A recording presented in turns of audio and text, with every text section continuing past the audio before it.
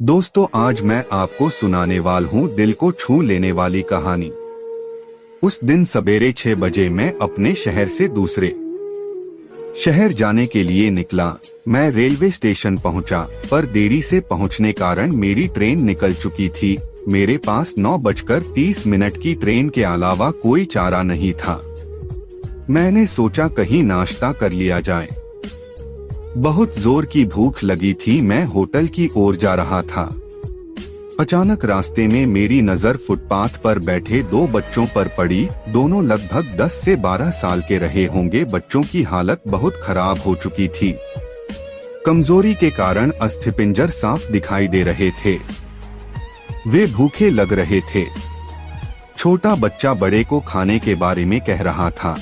बड़ा उसे चुप कराने की कोशिश कर रहा था। मैं अचानक रुक गया। दौड़ती भागती जिंदगी में यह ठहर से गए जीवन को देख मेरा मन भर आया। सोचा इन्हें कुछ पैसे दे दिए जाएं। मैंने उन्हें 10 रु देकर आगे बढ़ गया। तुरंत मेरे मन में एक विचार आया, कितना कंजूस हूँ मैं। 10 रु क्या मिलेगा, चाय तक ढंग से न मिलेगी। स्वयं पर शर्म आई, फिर वापस लौटा।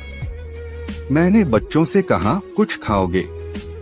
बच्चे थोड़े असमंजस में पड़े। मैंने कहा, बेटा मैं नाश्ता करने जा रहा हूँ, तुम भी कर लो।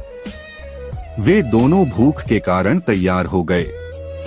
उनके कपड़े गंदे होने से होटल वाले ने डांट दिया और भगाने लगा। मैंने कहा, भाई साहब उन्हें जो खाना है वो उन्हें 2 पैसे मैं दूंगा। होटल वाले ने आश्चर्य से मेरी ओर देखा। उसकी आंखों में उसके बर्ताव के लिए शर्म साफ दिखाई दी। बच्चों ने नाश्ता, मिठाई व लस्सी मांगी।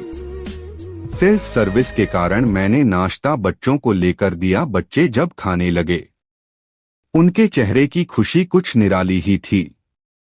मैंने बच्चों को कहा, बेटा अब जो मैंने तुम्हें पैसे दिए हैं उसमें 1 रु का शैम्पू लेकर हैंड पंप के पास नहा लेना, और फिर दोपहर शाम का खाना पास के मंदिर में चलने वाले लंगर में खा लेना। और मैं नाश्ते के पैसे देकर फिर अपनी दौड़ती दिनचर्या की ओर बढ़ निकला। वहां आसपास के लोग बड़े सम्मान के साथ देख रहे थे। होटल वाले के शब्द आदर में परिवर्तित हो चुके थे। मैं स्टेशन की ओर निकला। थोड़ा मन भारी लग रहा था। मन थोड़ा उनके बारे में सोचकर दुखी हो रहा था। रास्ते में मंदिर आया। मैंने मंदिर की ओर देखा और कहा, हे भगवान, आप कहाँ हो? इन बच्चों की ये हालत, ये भूख, आप कैसे चुप बैठ सकते हैं? दूसरे ही क्षण मेरे मन में विचार आया, पुत्र अभी तक जो उन्हें नाश्ता दे रहा था वो कौन था? क्या तुम्हें लगता है तुमने वह सब अपनी सोच से किया? मैं स्तब्ध हो गया। मेरे सारे प्रश्न समाप्त हो गए। ऐसा लगा जैसे मैंने ईश्वर से बात की हो।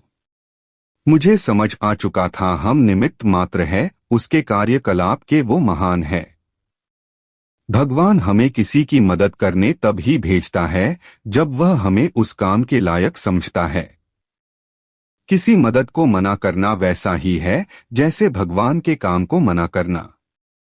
अतः आपको कोई भूखा या लाचार मिले या आपसे कुछ खाने के लिए मांगे तो आप अपनी सामर्थ्य अनुसार मदद जरूर करें, क्योंकि स्वयं भगवान ने आपको इस काम के लिए चुना है।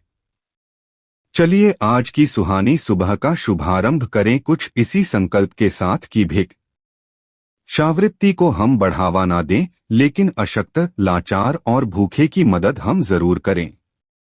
ईश्वर से प्रार्थना हमें सद्बुद्धि प्रदान करें और इस लायक बनाएं। हम बदलेंगे, युग बदलेगा। हम सुधरेंगे, युग सुधरेगा। पहले अपना आप सुधारे। आओ यारों, मिलजुल कर हम मानवता का रूप निखारे।